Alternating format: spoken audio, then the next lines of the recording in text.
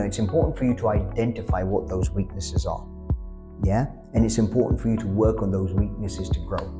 We all always, we have our strengths and we think, okay, I'm going to focus on my strengths and make that even better. Hi there, my name is Abbas and I run the Optical Mentor Program. Now, the whole point of this podcast is to help you grow your businesses to be as successful as they can be, just as I've done with my practice in central London. How are we going to do this? I'm going to be giving you hints, tips, sales processes, systems and processes that you can implement to make your lives easier, for your shops to work smart, not hard, and grow your businesses to be as successful as they can be. So please share with other owners or other business owners that you feel could benefit from this, and let's grow together. Last month, I had the opportunity to spend 1 hour with Theo from Dragon's Den. I'm not going to pronounce his surname because I can't pronounce it. And I've tried 3 times and I've had to cancel the podcast and restart it. So, no, let's just stick to Theo. And it was a fantastic hour. Now, don't get me wrong. It wasn't a one-to-one. He's not that lucky. He didn't get the chance to spend a whole hour with me. But it was more a case of is that I was sitting in the audience and listening to a question and answer that, he was carrying out for us at this accelerator program, which I'm part of. Now, it was a very interesting and it was very intriguing to listen to a man who has been so successful over the years. And as we all know that he's focused on, or he's on Dragon's Den as one of the dragons. So it suggests that he is very successful alongside Steve Bartlett and all the rest of them. So what did I learn in this hour, and how can it help us in our optical practices in order for us to be, potentially as successful as he is one day? Let's all hope and let's all pray. So the first things first, and this thing I found very, very interesting, and some of you out there might know this, but Theo himself is actually dyslexic. Now, he was saying that, he didn't do that great at school, but once he left school, as in he started to progress in the right direction. Now, for me, I thought to myself, that's fantastic.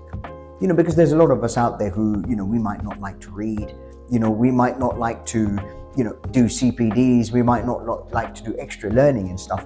But the thing is that, if you've got the drive and you've got the motivation and you've got the passion, but more importantly than any of that, if you've got a great why of why you're doing this and why you're trying to have this optical practice, and, whatever your why is, whether it be to help somebody out or make people see amazingly, you can be successful. And there are going to be trees and hurdles in the way. So for example, he had his dyslexia, and back then, when he was growing up, as in it wasn't so easy. Everything was based on academia generally, and he was still able to strive. But it just shows that, as I said, if you've got those things or these barriers in front of you, the more that you progress and the more that you work hard, you can overcome them and you can push yourselves to be successful, just like Theo was. So that was the first thing that I took away from it, that, you push, you strive, and you can do anything.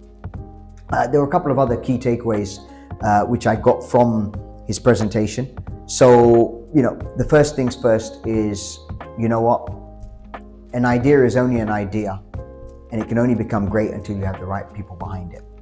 And the reason why I found this one the reason why this one resonated with me so much was because it made me think similar to our practices. Most of us who own optical practices are, optometrists by trade. And optometrists, when we're in university, we only learn about optics. We don't learn about how to run a business and how to do this and how to do that. Now, you could be the best optometrist out there, but for you to run a practice, it's not easy. It's not easy at all because we have had no experience with regards to how to run things. However, you might not be the best in your field, but if you're the right person and you know something about business, you can really progress and you can really push things in the right way. And this is why it's so important, that, as I said, if you are going to have a business, you need to make sure that you are the right person for it. You need to make sure that you're getting the right team in there to push the practice and to progress it. And how do you get the right people? By training them up and by focusing on them rather than the skills that they potentially are bringing. Because you can teach skills, but you can't teach drive. Drive needs to be within them. So that was very interesting. And this is where, having a network is so important, and making sure that you're focusing on yourselves. And this is what he was saying as well, is that focus on yourselves. Because the more that you focus on you, the more that everything else will progress. So, if you want to run a practice, focus on yourself, get yourself into the right frame of mind on how to run a practice, what you're going to be doing. And that's what we do here at the Optical Mentor. we're here to help people, put systems and processes in place, but more importantly, to get you thinking like a practice owner, having the right mindset of a practice owner. One of the other things that he touched upon was, as I said, maintaining and having a good network. Now, what does having a good network mean? It means that having somebody that, for example, you can bounce ideas off. Having someone or a group of people where, for example, when something's not right, you can just pick up the phone and be like, oh, look,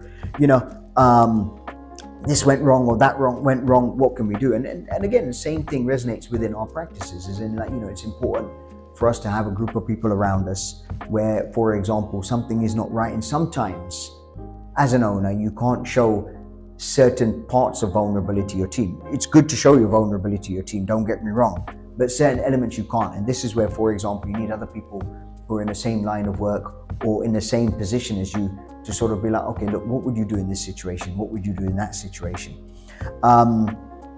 One of the other things that he mentioned was, don't be scared of making mistakes. It's just part of the process. One of the questions that was asked to him on a regular basis, 2 or 3 times, until he had to say, don't ask any more of these questions, what was your biggest mistake?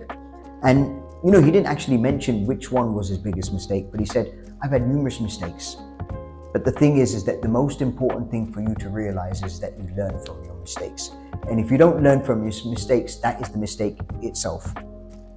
So therefore, in order for you to progress, there are always going to be mistakes that you make, but make sure that you learn from those mistakes and make sure that they don't happen again. So, whatever it is in your practice, you may have tried something out and it didn't work. Try something slightly different. Or that process that you tried which didn't work, maybe it needs to be tweaked slightly in order for it to work in the right effective way.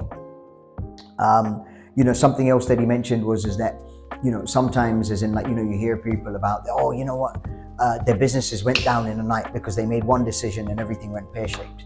And in essence, what he was saying was that in business, you'd be stupid to make a decision like that. It's all about making gradual decisions. And I was thinking, how can this resonate to our practices? And I thought to myself, so it's a bit like when we decide that we're going to go high end. We may have a practice which is like low end or medium, and all of a sudden we decide, we're going to go high end and we're going to put the best products in there. We're going to make sure that it does fine.